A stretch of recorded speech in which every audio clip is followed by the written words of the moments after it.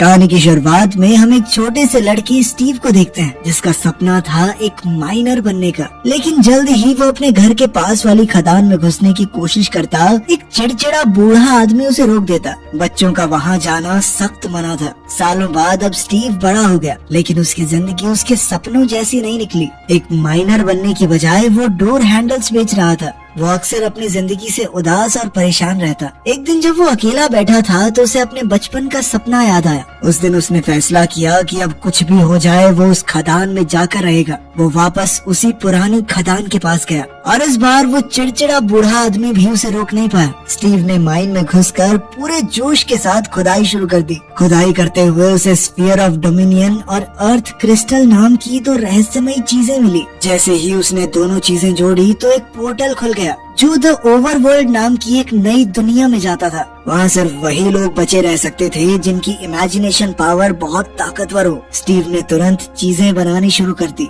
उसने वहाँ घर बनाए और अलग अलग तरह की बिल्डिंग्स भी। एक दिन उसने एक गुलाबी भेड़ देखी जिसकी ऊन से उसने एक और घर बना दिया। इसी तरह एक दिन उसे एक शिकारी भेड़िया भी मिला जो शुरुआत में तो उस पर हमला करने आया, लेकिन स्टीव ने उसे एक रसीली हड्डी दी और वो भेड़िया भी उसका दोस्त बन गया। स्टीव ने उसका नाम रखा डेनिस। उस दिन से दोनों पक्के दोस्त हो गए। स्टीव अपनी सपनों की डायरी से चीजें बनाता गया। इसी तरह कई साल बीत गए। एक दिन ओवरवर्ल्ड के कोने में उसे एक सुनसान पोर्टल मिला। उसके पास ही एक ब्लॉक भी मौजूद था जिसे पोर्टल में लगाते ही वो एक्टिवेट हो गया। डेनिस बिना सोचे समझे पोर्टल में कूद गया, जिसके बाद स्टीव को भी उसके पीछे जाना पड़ा। उस दूसरी दुनिया में स्टीव को सुअर जैसे जीव मिले जिनका नाम था पिगलेट्स। ये सब मलोशा नाम की एक शैतान जादूगरनी के गुलाम थे। मलोशा ने अपनी पूरी जिंदगी एक चीज को ढूंढने में लगा दी थी जिसका नाम था स्फीयर ऑफ डोमिनियन, जो कि स्टीव के पास मौजूद था। जैसे ही मलोशा ने स्टीव से वो स्फीयर लिया तो उसने खुद को अपने पूरे इलाके की रानी घोषित कर दिया।